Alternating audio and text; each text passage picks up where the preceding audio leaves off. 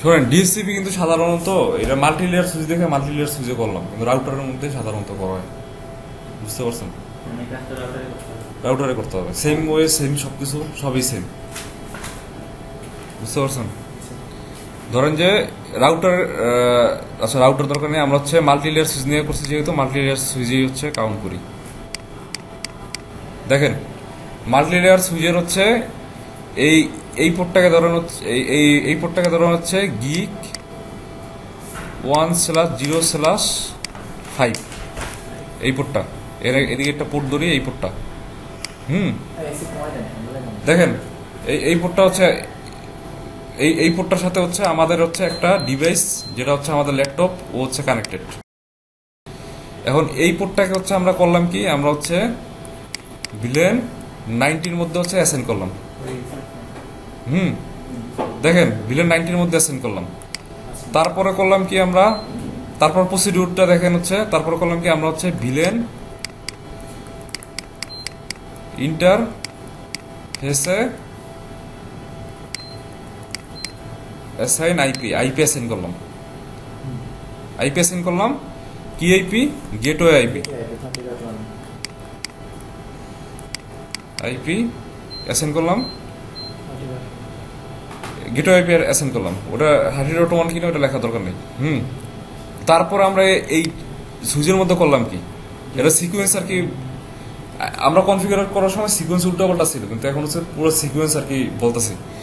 আমরা ডিভাইসের মধ্যে করলাম কি, আমাদের যে মাল্টি লেয়ার সুইচ, ওর মধ্যে হচ্ছে আমরা করলাম কি আইপি সিপি পুলের নেম দিয়েছিলাম হচ্ছে ক্লাস নাম হচ্ছে একটা পুল ক্রিয়েট করলাম। আমাদের যে এই যে ভিলেন 90, এই ভিলেন 90-র নেটওয়ার্ক অ্যাড্রেস ছিল 192.168.30.0/24। হ্যাঁ, এই নেটওয়ার্ক অ্যাড্রেসের একটা ইউজুয়াল আইপি হচ্ছে আমরা প্রথম হচ্ছে নেটওয়ার্ক অ্যাড্রেস দেই। নেটওয়ার্ক কমান্ড দিয়ে হচ্ছে নেটওয়ার্ক অ্যাড্রেস, যেটা আমাদের হচ্ছে নেটওয়ার্ক অ্যাড্রেস, এটা হচ্ছে দিলাম 192.168.30.0। আর যদি আমরা সাবনেটিং করতাম সেক্ষেত্রে হচ্ছে এই নেটওয়ার্ক অ্যাড্রেসের পরে হচ্ছে আমাদের সাবনেট মাসটা হচ্ছে লিখে দিতে হতো। যেহেতু হচ্ছে আমরা ডিফল্ট 24 রাখছি, সেহেতু হচ্ছে আর ওটা লেখা দরকার নেই, অটোমেটিক বুঝে নেবে।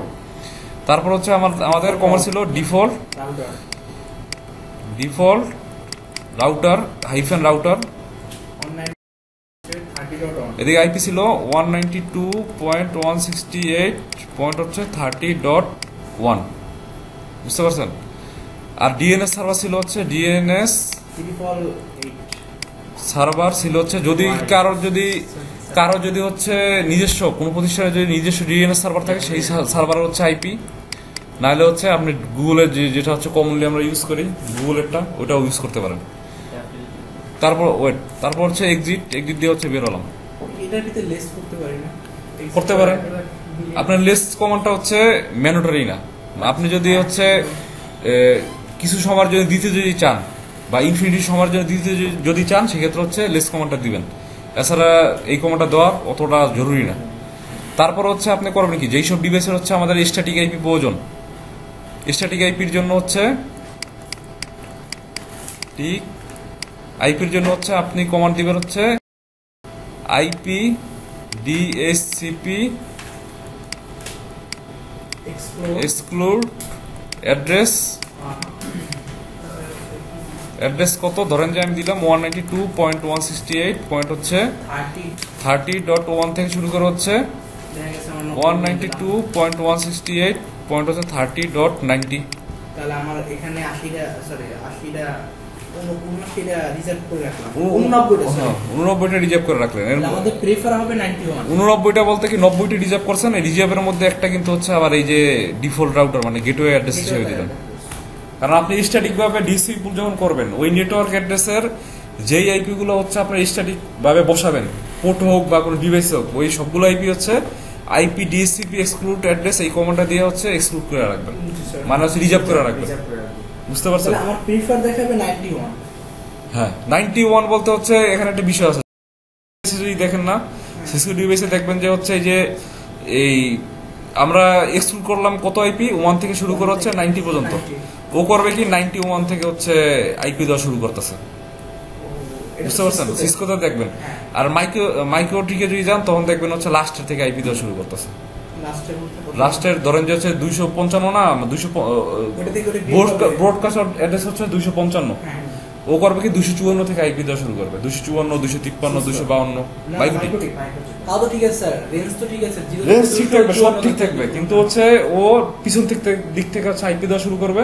সিসকোর ক্ষেত্রে হচ্ছে প্রথম দিক থেকে আইপি দেওয়া শুরু করে, বুঝতে পারছেন? জি স্যার। আমি ঘুমাইছি, আপনিও ঘুমাইছেন।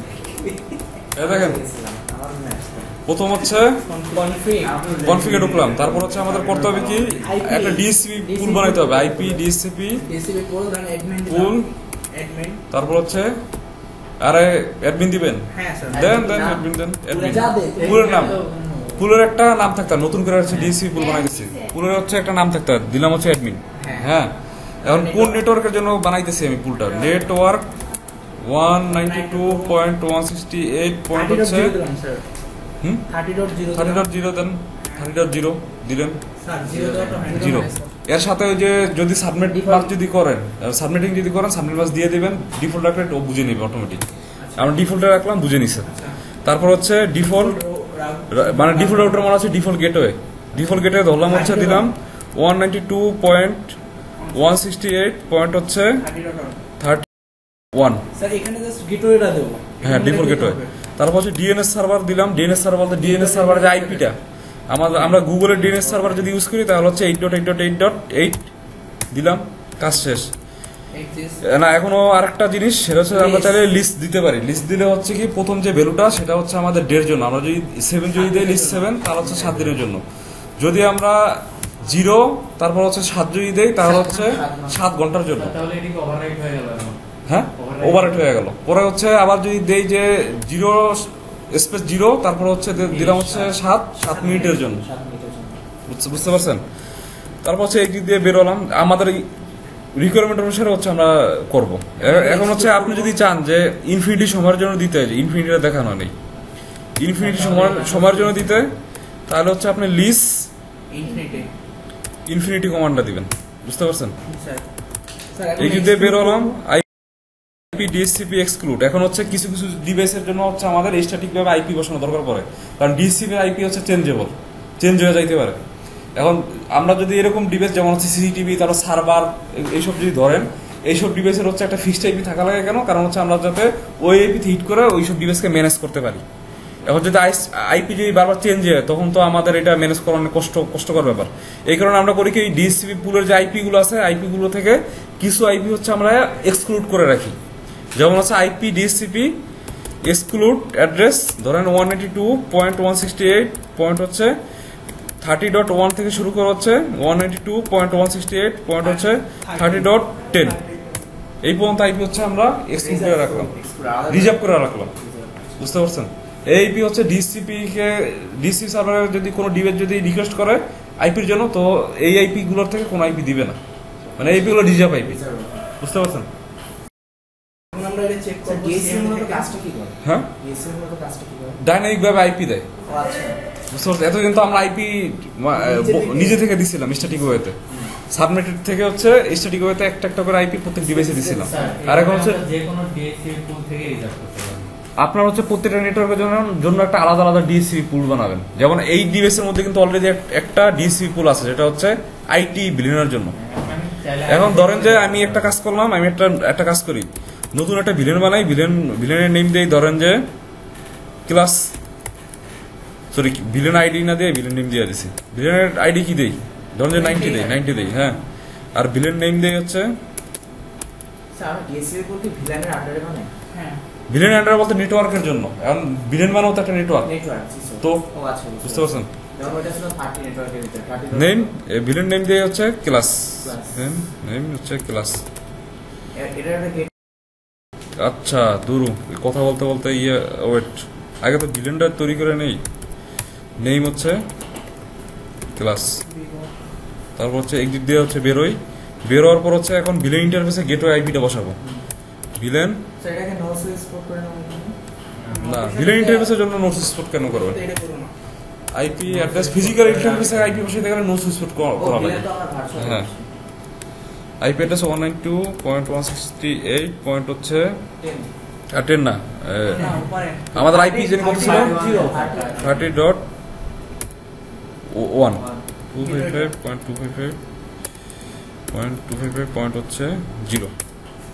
তারপর হচ্ছে এই দিক দিয়ে হচ্ছে বের হলাম, বের হওয়ার পরে এখন আমার ডিএনএস এর আমরা হচ্ছে ইন্টারফেস ধরেন যে গিগ 1/0/5 এই পোর্টে হচ্ছে আমরা ভিলেন 30 হচ্ছে অ্যাসাইন করি। Switch port access, switch port access VLAN 90। আচ্ছা 90 ছিল নাকি? হ্যাঁ 90। ভুল হইলে কিন্তু আর সময় লাগে। এই দেখেন 90 ছিল আর আমরা আইপি দিছিলাম কি 30.1 ছিল না? ডিসিপি পুলের ভিতরে কি ছিল 30. আচ্ছা ঠিক আছে, তাই ঠিক আছে 30.1। সেম হওয়া লাগবে। ও আচ্ছা। না না ওটা সেম হইতে হবে কেন, মানে আমি বুঝার সুবিধার্থে আর কি ওই চিন্তা প্ল্যান করলাম। বানাইছে। ওয়েট, এই দিক দিয়ে বের হলাম, বের হওয়ার পরে হচ্ছে এখন পোর্ট হচ্ছে চেঞ্জ করতে হবে। 1 2 3 4 5 হচ্ছে এই সাইডে উপর। আসলে আমরা চেঞ্জ করলাম না 5 নাম্বার দিছি না। ভিলেন কাছে দিছে স্যার। হ্যাঁ 5 নম্বর পোর্ট হচ্ছে 90 ভিলেন হচ্ছে অ্যাসাইন করছে। ও আগেটা ছিল 1 নম্বরে। বুঝতে পারছেন? আচ্ছা এর আগে হচ্ছে দেখি ডু শো আইপি ব্রিফ। আমাদের বিভিন্ন যে ইন্টারফেস আছে ওটা হচ্ছে আপ, ঠিক আছে, কোনো অসুবিধা নাই। এখন হচ্ছে আমরা যাই সিএমডির মধ্যে সিএমডি। স্যার ভিলেন 90 আপনি 5 নাম্বার কোডের জন্য ক্রিয়েট করছেন। হ্যাঁ তাছাড়া কোডে অফ করে আবার অন করতে হবে না? ওয়েট, আলাদা ফুল তো দেখি কি বিহেভ করে। আর&ডি করতে অসুবিধা কি? টাকা তো আর লাগতেছে না। এখানে কি দেখেন স্যার এটা দিয়ে? এটা হচ্ছে অ্যাডাপ্টারে যে আইপি গুলো অ্যাসাইন হইছে ওই আইপি গুলো হচ্ছে দেখাই অটোমেটিক দেখতেছে। চলে আসে কিন্তু। এই যে একটা জিনিস দেখেন, আইডি কনফিগার। ডিসিপি এনাবেল, ঠিক আছে, একটু ওয়েট করেন। ও হচ্ছে ফুল থেকে আইপি নিতেছিল, বুঝছেন? এই দেখেন আইপি নিচ্ছে, দেখছেন? আলাদা আলাদা পোর্টে আমরা অ্যাসাইন করছি না, প্রত্যেক বছর 10টা করে মানে রিজার্ভ 10টা করে আমি রিজার্ভ করছি। আমি চাইলে আরো বেশি রিজার্ভ করতে পারি। স্যার এখানে আবার ভিলেনটা যেমন 90 ক্রিয়েট করলাম, তারপর আমরা এই কোডগুলো দিতে হবে না? আচ্ছা একটা একেবারে শর্ট একটা ওভারভিউ, বুঝতে পারছেন? স্যার আমার একটা কোশ্চেন ছিল। আপনার ল্যাপটপে যে অটোমেটিক নিল না, এটার জন্য কি আপনার ল্যাপটপে আগে কোনো ডিএনএস সেট করে নেওয়া লাগছে? না না না, কিছু করা লাগবে? আমি হচ্ছে এই যে দেখেন আগে হচ্ছে স্ট্যাটিক ওয়েতে আইপি বসাইতাম না আমরা ল্যাপটপে। জি স্যার। নেটওয়ার্ক অ্যাডাপ্টার অপশনে গেলে এই দেখেন নেটওয়ার্ক অ্যাডাপ্টার অপশনে গেলে আগে হচ্ছে আমরা বসাইতাম কি ম্যানুয়াল হচ্ছে IPv4 বসাইতাম, আর এখন হচ্ছে অটোমেটিক ডিএসসিপি। শুধু ওই নেটওয়ার্কের ভিতরে হ্যাঁ পোর্টটা অ্যাসাইন লাগালে করলেই চলবে। রিকোয়েস্ট করবে, আইপি নিবে। ওই ল্যাপটপে রিকোয়েস্ট ওরা দিয়ে দিবে। হুম। ও আচ্ছা বুঝছি স্যার।